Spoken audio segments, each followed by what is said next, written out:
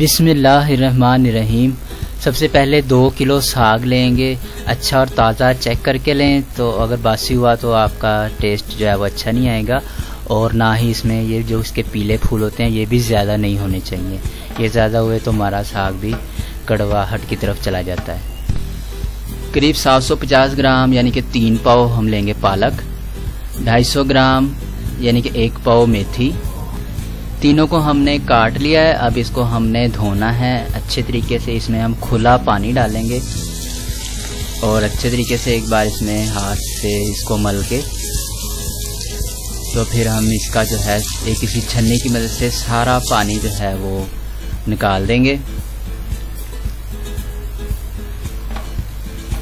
इस तरह इसकी अच्छी तरह से हमने सफाई करनी है ताकि इसमें कोई मिट्टी वगैरह ना रहे। ये हमने सारा जो है इस छन्नी में डाल लिया है और ये हमारे पीछे जो है इसका गंदा पानी रह गया। इस तरह हमने 2 या कम से कम 2-3 बार इसको करेंगे तो ये हमारा अच्छी तरीके से साफ़ हो जाएगा। तो इसके बाद एक बड़े बर्तन में इसको हमने डालकर चूल्हे पर चढ़ा दिया है। आँच हमारी तेज़ है, तेज़ आग पर इसको पकाना है। और साथ इसमें करीबन 1 से 1.5 लीटर पानी शामिल करेंगे। करीबन 150 ग्राम प्याज डालेंगे। प्याज ज़रूरी नहीं है, अक्सर इसमें नहीं डाला जाता, लेकिन हम टेस्ट बढ़ाने के लिए इसमें प्याज शामिल कर रहे हैं। नहीं भी डालेंगे तो कोई बात नहीं। करीबन 100 ग्राम कटी हुई सब्ज़ मिर्चें, 50 ग्राम कटा हुआ अदरक और 50 ग्राम कटा हुआ लहसुन हम इसमें शामिल कर रहे हैं। आप चाहें तो पिसा हुआ भी डाल सकते हैं। ये हमने इसमें डाल दिया है और इसके साथ इसमें हम डालेंगे तकरीबन 1.5 चम्मच नमक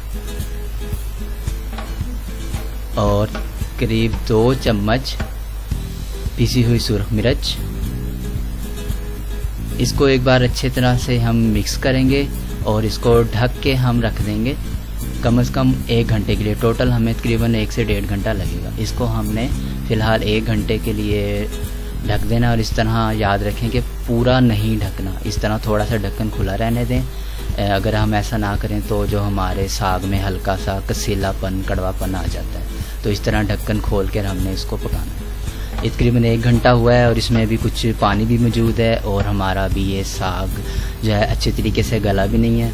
यहाँ पर हम इसकी जो आग है वो थोड़ी हल्की कर देंगे, दरमियानी कर देंगे और इसको मज़ीद आधे घंटे से 1 घंटे के लिए मज़ीद पकने देंगे।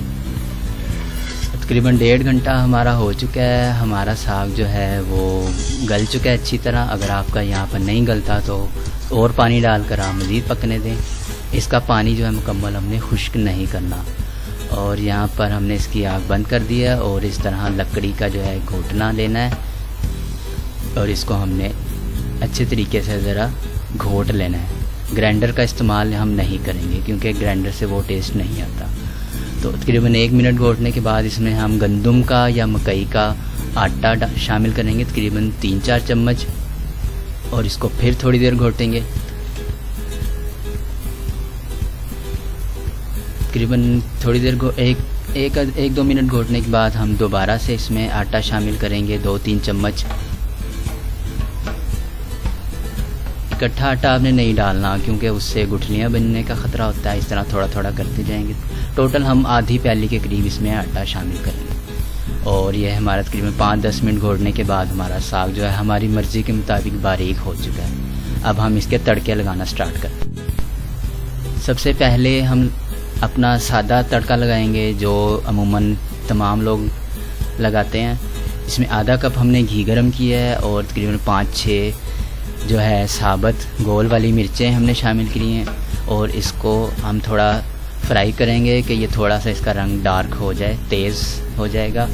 तो इसके बाद इसमें हमने अपना थोड़ा सा साग डालना है और इसको हम अच्छे तरीके से थोड़ा फ्राई करेंगे।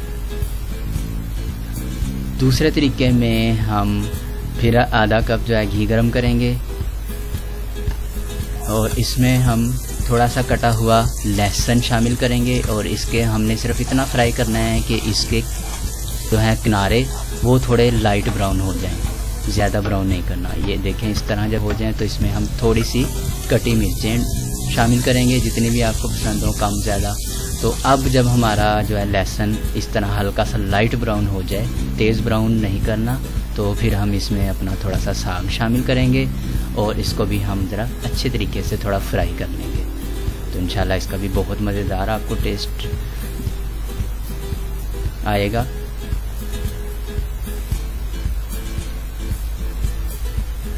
तीसरे तरीके में हम मसाला तैयार करेंगे। आधा कप हमने घी लेना है, इसमें तकरीबन 2 चम्मच बारीक कटा हुआ प्याज शामिल करेंगे और इसको हमने हल्का सा लाइट ब्राउन करना है।